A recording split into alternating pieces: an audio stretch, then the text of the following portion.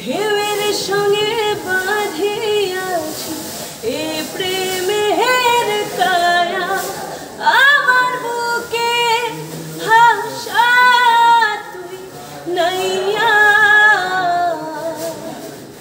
যার জীবন যা অকুল ভাইয়া রে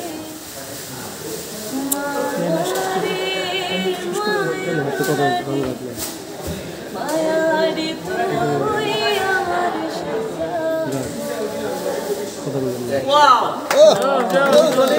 মনোযোগ দিয়ে সংসারটা করছে দুইজন।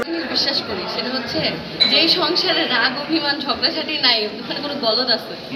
আমাদের অনেক ঝগড়াঝাটি হয় ভাই, বাট না কাজ নিয়ে কখনো হয় না। যেহেতু আমিও এই অঙ্গনে কাজ করি, ও অঙ্গনে কাজ করে, আমরা দুজন দুজনের কাজের জায়গাটা বুঝি।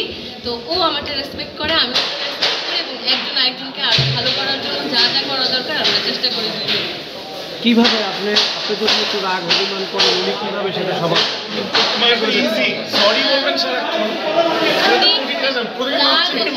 অভিমান সামলানোতে আর আমি শুরু থেকে মাফ চাইতে থাকি, কি হয়েছে আমি জানিও না, বাট আমি মাফ চাই সমান। এটা কত ঘন্টা ধরে চাইতে হয় মাপটা? কয় ঘন্টা কত?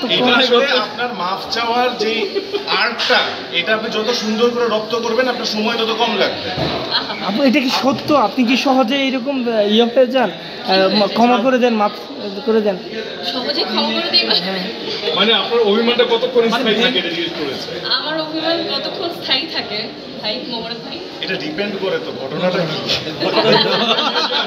আচ্ছা তাহলে আপনি কখনো রাগ করেন না? আপনার রাগ অভিমান ভাঙায় না? তখনও আমি যখন রাগ করি পরে ঘুরে ফিরে গিয়ে আমারই সরি বলা না, এটা আমি খেয়াল করছি যে আমি রাগ করি, রাগ করার পর দেখি ও অভিমান করেছে। আমি কেন রাগ? আপনারা কি আসলে আমাদের ঝগড়াঝাটি নিয়ে সাজিয়ে বসাইছেন? মানে আপনার যেহেতু আপনাদের সবসময় পায় না, কোনো অনুষ্ঠানে গেলে অনেকগুলো বডিগার্ড সাথে নিয়ে রাখেন, আপনারা তো একটু ছবি তুলতে পারেন, অনেক অভিযোগ করছে। একেবারে অনেস্টলি একেবারে অনেস্ট না অবশ্যই একটি পারিবারিক নতুন কি কাজ আসছে সেটা খুবই সিম্পল একজন মানুষ, ওর সাথে খুব মানে একজন সাধারণ মেয়ে বউ হিসেবে যেভাবে সংসার করবে ওভাবে সংসার করি, একসাথে দুজনের কাজে মনোযোগী থাকি, কাজ করি।